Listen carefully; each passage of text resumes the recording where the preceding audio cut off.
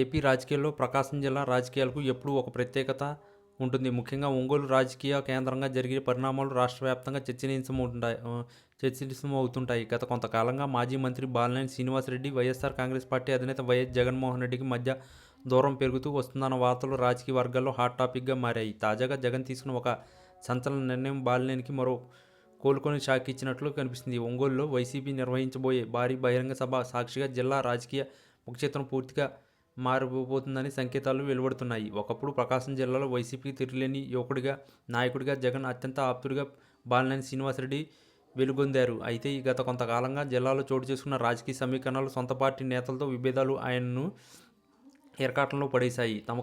ఈ క్రమంలో జగన్ తన పాత వ్యూహాన్ని పక్కన పెట్టి జిల్లాలో కొత్త నాయకత్వాన్ని ప్రోత్సహించాలని నిర్ణయించుకుంటున్నట్లు తెలుస్తుంది. దీనిలో భాగంగానే ఒంగోలు వేదికగా నిర్వహించే ఈ భారీ సభను జగన్ అత్యంత ప్రతిష్టాత్మకంగా తీసుకున్నారు. ఈ సభ ద్వారా జిల్లా ప్రజలకు మరియు కేడర్కు ఒక స్పష్టమైన సందేశాన్ని పంపించాలని అధిష్టానం భావిస్తుంది. ఈ క్రమంలో బాలినేని చెక్ పెడుతూ జిల్లా పార్టీ బాధ్యతను ఒక కీలక వ్యక్తికి అప్పగించాలన్నట్లు సమాచారం.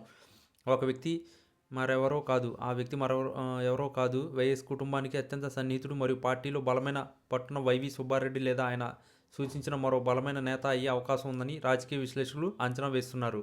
ఇప్పటికే ఒంగోలు ఇన్ఛార్జ్ విషయంలో జరిగిన మార్పులు బాలినేనికి ఇబ్బందికరంగా మారగా ఇప్పుడు ఏకంగా జిల్లా స్థాయిలో పట్టుకోల్పోయే పరిస్థితి ఎదురవుతుంది. ఒంగోలు కార్పొరేషన్ పరిధిలోను చుట్టుపక్కల నియోజకవర్గాలను ఆ కీలక వ్యక్తికి పూర్తి స్వేచ్ఛనిస్తూ జగన్ పచ్చజెండా ఊపినట్లు తెలుస్తుంది. ఈ పరిణామాలన్నీ గమనిస్తుంటే బాలినేని శ్రీనివాసరెడ్డి రాజకీయ భవిష్యత్తు ఇప్పుడు ప్రశ్నార్థకంలో పడినట్లు కనిపిస్తుంది. పార్టీ కోసం ఎంతో కాలం శ్రమించినా చివరికి ప్రాధాన్యత తగ్గడంపై ఆయన వర్గం తీవ్ర అసంతృప్తిలో ఉంది. అయితే జగన్ మాత్రం పార్టీ గెలిపే లక్ష్యంగా సమర్థవంతమైన మరియు విధేయత కలిగిన నాయకత్వానికి పెద్దపీట వేయాలని ఫిక్స్ అయ్యారు. ఒంగోలు సభలో జగన్ చేయబోయే ప్రసంగం, అక్కడ